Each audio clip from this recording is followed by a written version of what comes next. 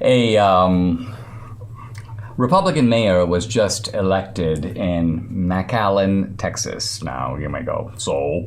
Well, it's actually a big deal, and here's why. McAllen, Texas, this is the Rio Grande Valley, the south part of Texas on the border. It's 85% Hispanic. Here's some facts.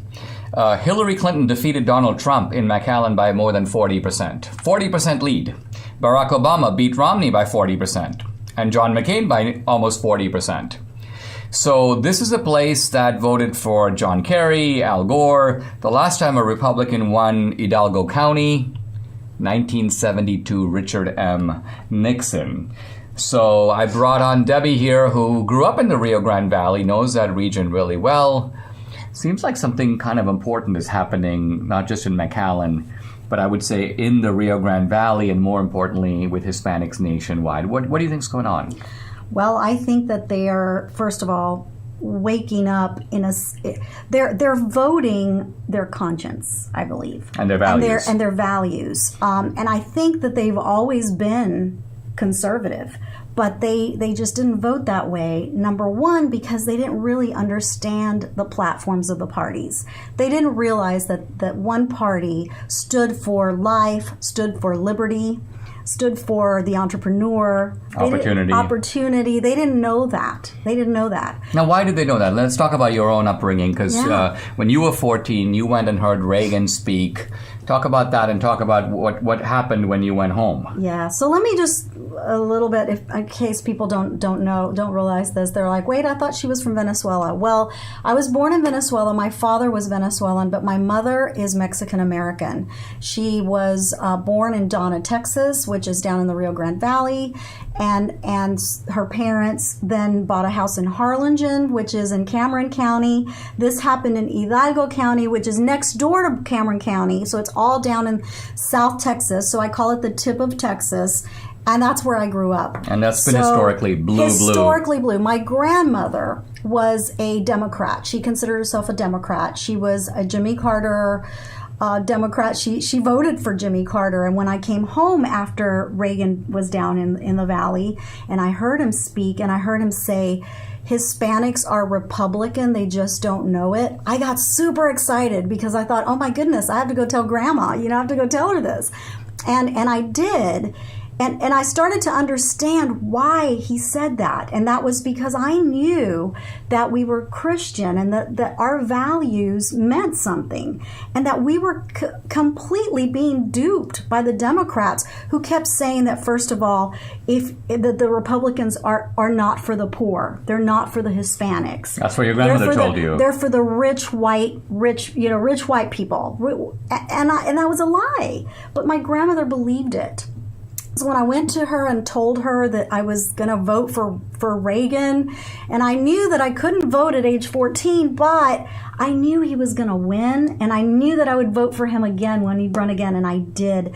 Unfortunately, my grandmother passed away in 1983, so she didn't get to see that, but it was my awakening, and I always I've dreamt, I guess, that the valley would someday turn red. That's been a dream of mine. Now here's a congressman right in that area. His name is Philemon Vela. You know a lot about the Vela family. And he seems to admit that Democrats have a big problem in Texas. He's not talking about Texas being red in general. He's talking about Democrats have a big problem in traditionally blue South Texas.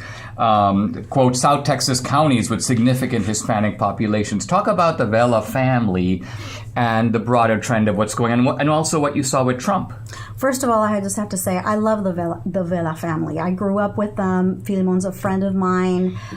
His cousin Patsy and I used to do weddings when I was a teenager. She played the guitar. I sang.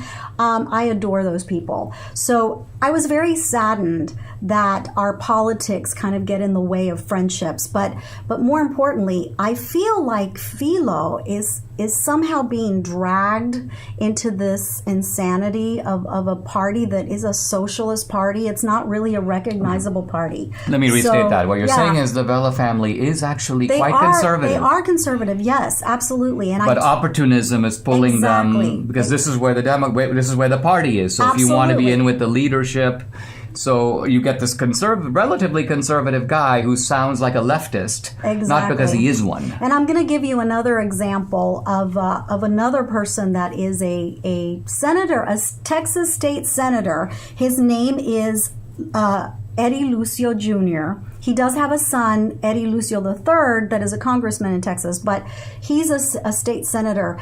And, you know, he was a very good friend of my uncle Noel's. In fact, he gave the eulogy at his funeral. So, longtime friend. And he is extremely conservative. He's pro-life. He's pro-family. He's a good, strong Catholic. And so he's been voting with the Democrats who are anti all of these things. In fact, Planned Parenthood in the Valley labeled him Sucio Lucio. That means dirty Lucio. Why? Because he's pro-life. Can you believe that? Remarkable. So anyway, so someone like him, really, really nice guy, just in the wrong party. Now, to push out the wider implications of this, I mean, we've known for some time that the Cubans and even the Venezuelans fleeing socialism lean right. You were telling me how significant it is that Mexican Americans, who are often lumped together, they're all Hispanics, but no, the Mexican Americans have been here a long time. Many of them have become beholden to the welfare state. The Democrats try to hold them through a kind of economic parasitism, but it seems like those guys are waking up, and here's why I say that. An important survey that was done of Hispanic voters nationwide, listen to this, talks about the fact 67% agree too many Americans are losing our traditional values centered on faith, family, and freedom. 72% agree we should do what is necessary to control our southern border. These are people who support voter ID, but they also support the American idea of opportunity. I'm going to read you a poll and then have you comment on it, because the poll basically gave these Latinos two extreme statements. It's almost like Milton Friedman on one side and AOC on the other. So here's the Milton Friedman statement.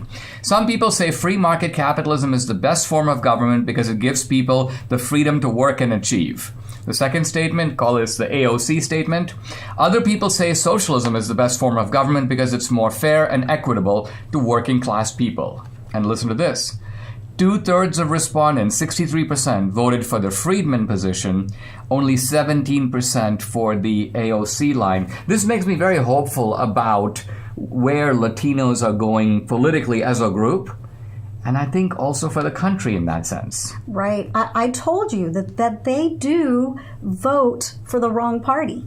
And this encapsulates that, because they don't know. They don't realize that they are voting for socialism when they vote for a Democrat or any Democrat on the ticket that doesn't understand the platform of his own party.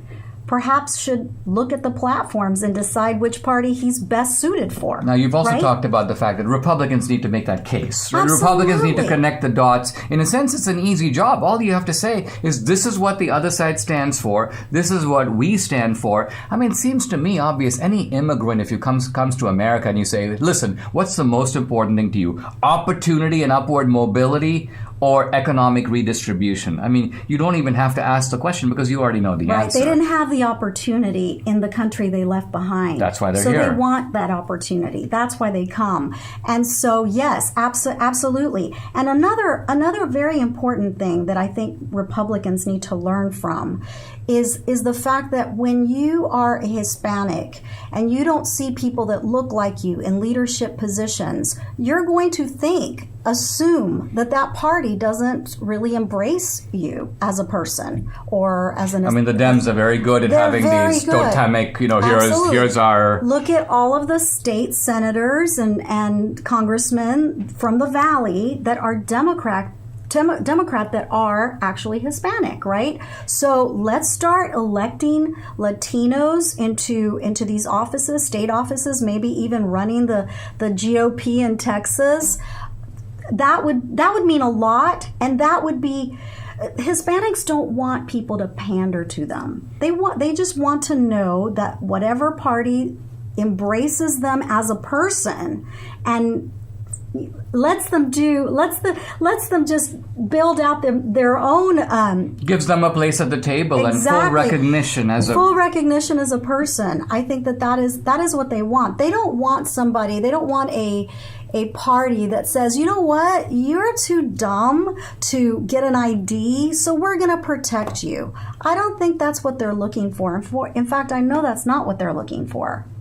This is awesome. I think, quite frankly, exactly the same pitch needs to be made to the Asian Americans who are ripe for the taking by the Republican Party. But once again, the outreach to them is so horrible that this is a group that has interests in our side that happens to be voting for the other side. Absolutely.